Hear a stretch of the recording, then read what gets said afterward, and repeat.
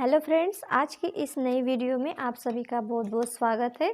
तो फ्रेंड्स, आज के इस वीडियो में हम महत्वपूर्ण टॉपिक पर बात करने वाले हैं, तो प्लीज़ वीडियो को लास्ट तक देखिएगा। तो फ्रेंड्स, कटोरी ब्लाउज की जब भी हम कटिंग करते हैं तो उसका जो कटोरी का टक्स पॉइंट जो होता है उसका लंबाई का निशान हमें कितनी इंच पर लगाना चाहिए, इस बारे में हम बात करेंगे। तो प्लीज़ वीडियो को पूरा देखिएगा। अगर आप पूरा देखते हैं वीडियो को तो आपको बहुत अच्छे से समझ में आ जाएगा। बहुत से लोगों को इस बारे में पता नहीं होता है कि हमें कटोरी का जो टक्स पॉइंट है वो कितने इंच पर लेना है, इस बारे में पता नहीं होता है। तो इसी बारे में हम आज के इस वीडियो में बात करेंगे। तो फ्रेंड्स, आगे बढ़ने से पहले आप अगर मेरे चैनल पर नए हैं और अभी तक आपने मेरे चैनल को सब्सक्राइब नहीं किया है तो प्लीज़ चैनल को सब्सक्राइब कर लीजिएगा, साथ ही में बेल आइकन को भी प्रेस कर दीजिएगा। इसी प्रकार की मेरी नई वीडियोज़ का नोटिफिकेशन आप तक पहुंचता रहेगा और आपको मेरी सारी लेटेस्ट वीडियो देखने को मिलेगी। तो चलिए वीडियो स्टार्ट करते हैं। तो चलिए अब हम सबसे पहले कटोरी ब्लाउज की ड्राफ्टिंग कर लेते हैं।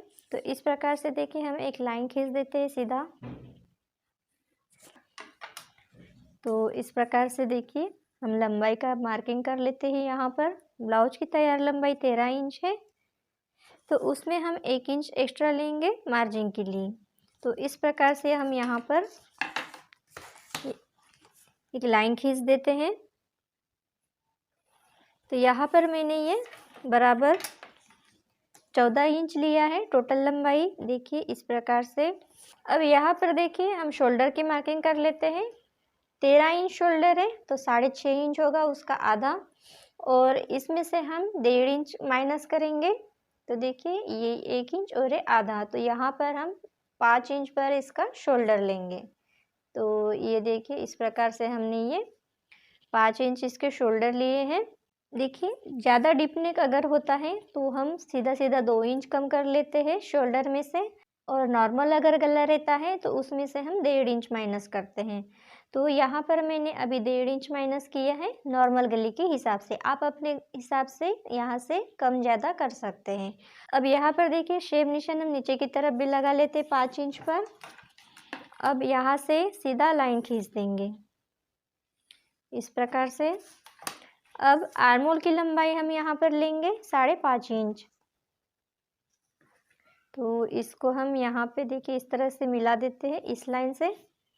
अब यहाँ पर हम सेम मार्किंग कर लेते हैं 5.5 इंच पर।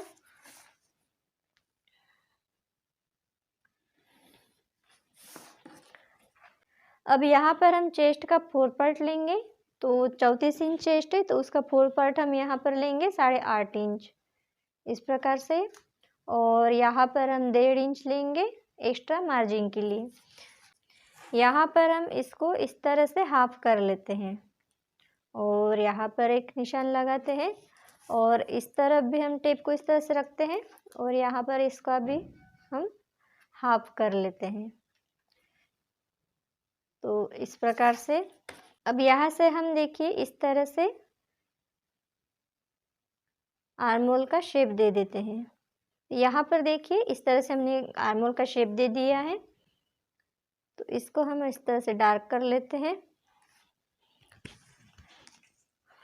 अब इसके बाद हम यहाँ पे फ्रंट आर्मोल का मार्किंग करेंगे। तो 1/2 इंच पर इस तरह से मैंने मार्किंग कर ली है और ये हो गया फ्रंट आर्मोल।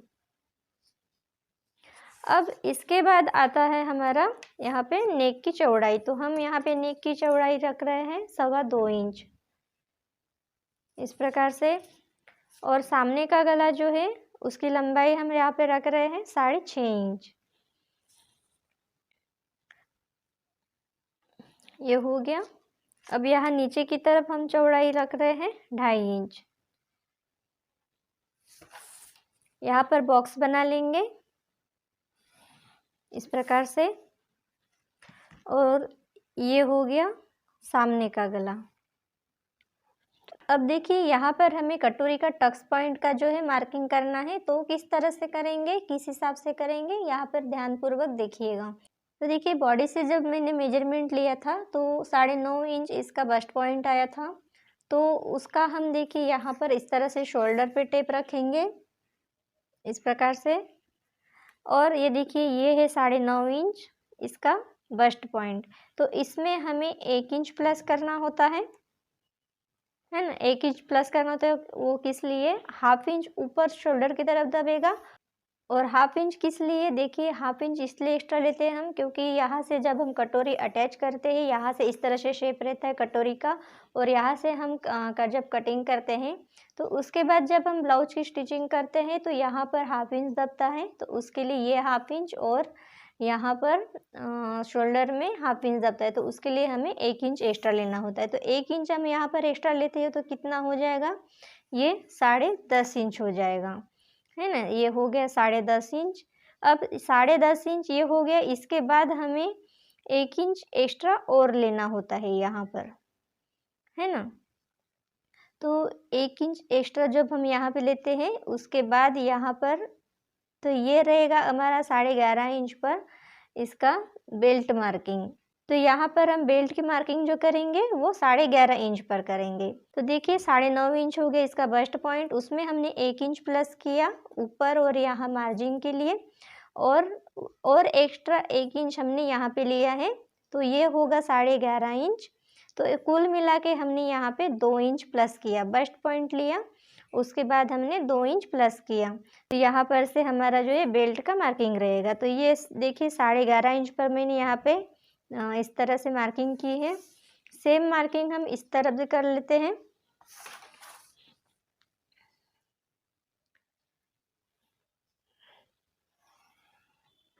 इस प्रकार से अब देखिए यहाँ से हम इस तरफ 1.25 इंच पर मार्किंग कर लेते हैं इस प्रकार से,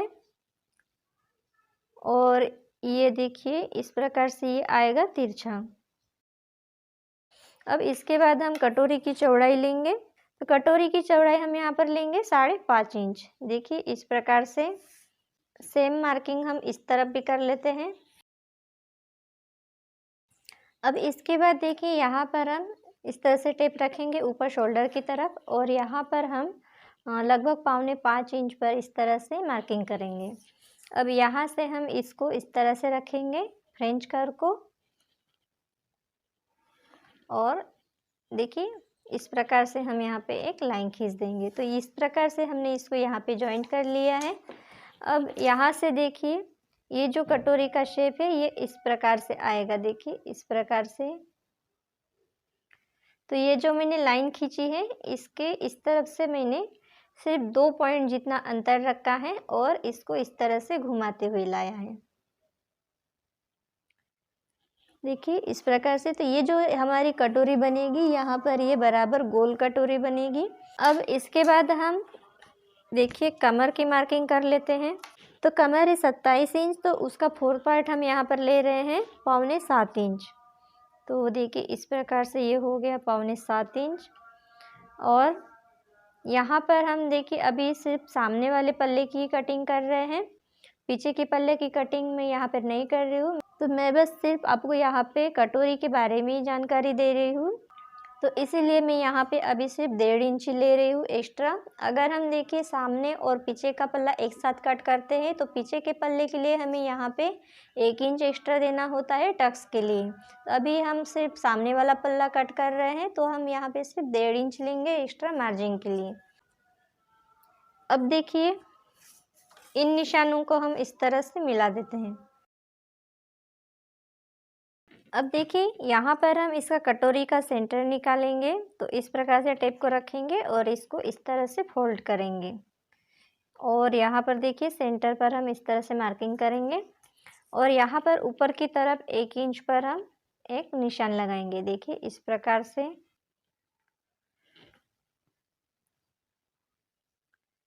ये हो गया।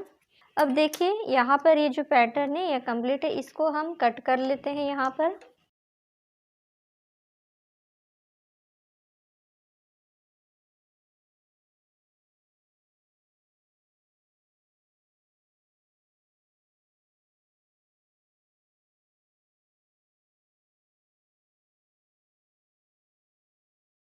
तो देखिए फ्रेंड्स यहाँ पर हमने ये तीनों पार्ट्स अलग कर दिए। अब हम ये जो छोटी कटोरी है इससे हम बड़ी कटोरी बनाएंगे। तो चलिए अब हम इससे बड़ी कटोरी बनाते हैं छोटी कटोरी से। देखिए यहाँ पर मैंने ये बड़ा पेपर लिया है, थोड़ा सा इस कटोरी से थोड़ा सा बड़ा पेपर है। तो यहाँ पर ये छोटी कटोरी मैंने ली है, इसको हम इस तरह से रखेंगे देखिए इस प्रकार से मैंने उरेब में रखा है। तो फ्रेंड्स देखिए यहाँ पर मैं आपको एक चीज़ और बता देना चाहती हूँ, भले आप कटोरी को जो पेपर कटिंग होता है उसको आप इस तरह से भी कट करते हैं सीधे में तो भी चलेगा, लेकिन अगर आप फैब्रिक के ऊपर कटिंग करते हैं तो आपको कटोरी को हमेशा इस तरह से उरेब में कटिंग करना होता है। सीधे में कभी कटिंग नहीं करेंगे, इस प्रकार से उरेब में ही करेंगे। तो अब यहाँ पर इसको हम इस तरह से छाप देते हैं।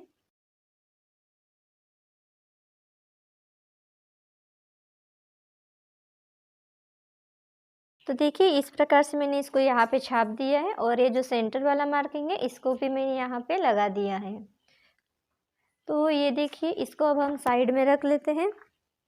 अब इसके बाद देखिए यहाँ पर ऊपर के साइड हमने 1 इंच लिया था इस प्रकार से, है ना। तो ये यहाँ पे मैंने मार्किंग कर ली है 1 इंच ऊपर। अब इसके बाद देखिए नीचे की तरफ हम 1.5 इंच लेंगे।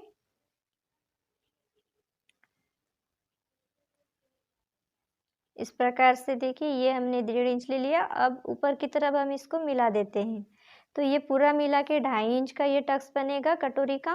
तो इसके बाद देखिए हम कटोरी के दोनों तरफ इस तरह से एक एक लाइन खींच देते हैं। इस प्रकार से ये हमने लाइन खींच दिया। अब देखिए ये जो कटोरी की जो चौड़ाई है ये 5.5 इंच है और इसका अगर हम हाफ करते हैं तो कितना आता है, ये 3.25 इंच आता है।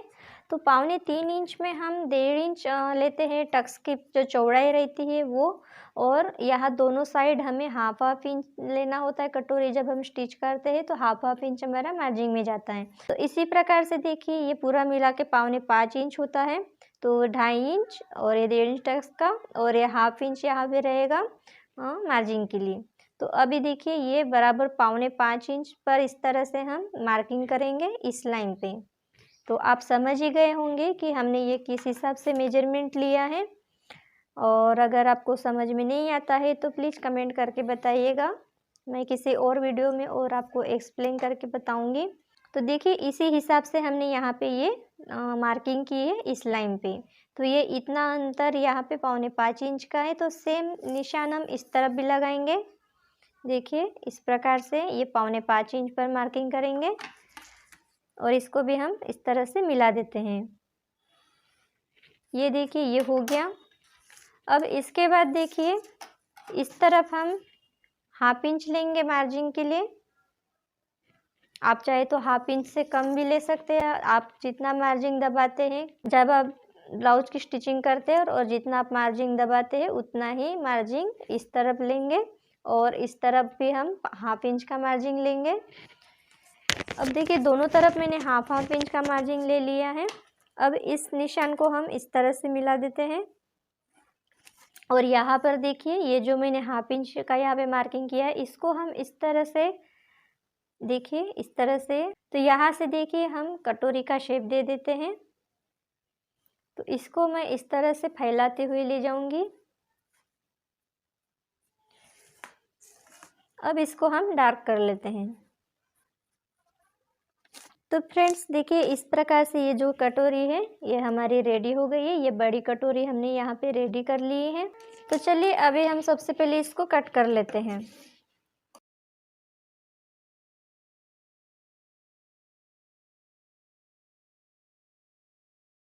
देखिए यहाँ पर एक चीज़ का ध्यान रखेंगे, ये जो आपका टक्स पॉइंट है, आपका जो कटोरी का जो टक्स पॉइंट है ये वाला, ये जो है आपके बराबर चेस्ट के हिसाब से आना चाहिए। तो यहाँ पर ये वाला जो ये डिस्टेंस है इसमें हमारा चेस्ट का 10वां हिस्सा आना चाहिए। तो यहाँ पर देखिए इतना जो हमारा जाएगा ये मार्जिन में जाएगा। ये हाफ इंच जो है ये बराबर इस तरह से ये, तो ये वाला जो हिस्सा है ये हमारा मार्जिन में चला जाता है इस प्रकार से, है ना। तो इस मार्जिन वाली लाइन से देखिए यहाँ से अगर हम इसको नापते हैं तो ये बराबर यहाँ पे 3.5 इंच आ रहा है। तो यहाँ पे 34 चेस्ट है तो उसके हिसाब से यहाँ पर ये बराबर 10वां हिस्सा उसका 3.5 इंच यहाँ पे आ रहा है। तो आप जब भी अपने अकॉर्डिंग अपने साइज के हिसाब से कटोरी ब्लाउज की कटिंग करते हैं तो उस समय आपको ये वाला जो डिस्टेंस है इसको नाप लेना चाहिए। नहीं तो फिर क्या होता है, कटोरी छोटी बड़ी हो जाती है और ये जो टक्स है ये दूसरी साइड चला जाता है, तिरछा हो जाता है कभी। तो इस बात का आप ध्यान रखेंगे कि ये जो डिस्टेंस है ये इसमें आपका ये चेस्ट का 10वां हिस्सा जो है यहाँ पे आना चाहिए। तो इसको जो है आपको नाप ले लेना है। तो फ्रेंड्स देखिए ये जो है यहाँ पर रहेगा हमारा ये 1.5 इंच, यहाँ पर हम ले लेते हैं। देखिए इस प्रकार से ये देखिए ये 1.5 इंच जो है ये हमारा टक्स का चौड़ाई रहेगा इस प्रकार से। तो देखिए इस प्रकार से ये कटोरी का 2.5 इंच का लंबाई का टक्स बनेगा। तो फ्रेंड्स देखिए यहाँ पर हमारी ये तीनों पार्ट जो है ये रेडी हो गए हैं। तो फ्रेंड्स आशा करती हूँ कि आपको ये वीडियो समझ में आई होगी, आप इससे कुछ सीखे होंगे। और आपको अगर सिलाई से संबंधित मुझसे कुछ पूछना है तो कमेंट बॉक्स में कमेंट करके पूछ सकते हैं। और वीडियो आपको अच्छी लगी तो एक लाइक ज़रूर कर दीजिएगा, शेयर कर दीजिएगा। और चैनल को अभी तक सब्सक्राइब नहीं किया है तो प्लीज़ चैनल को सब्सक्राइब कर लीजिएगा। तो आज की वीडियो में बस इतना ही, मिलते हैं अगली वीडियो में। Thank you.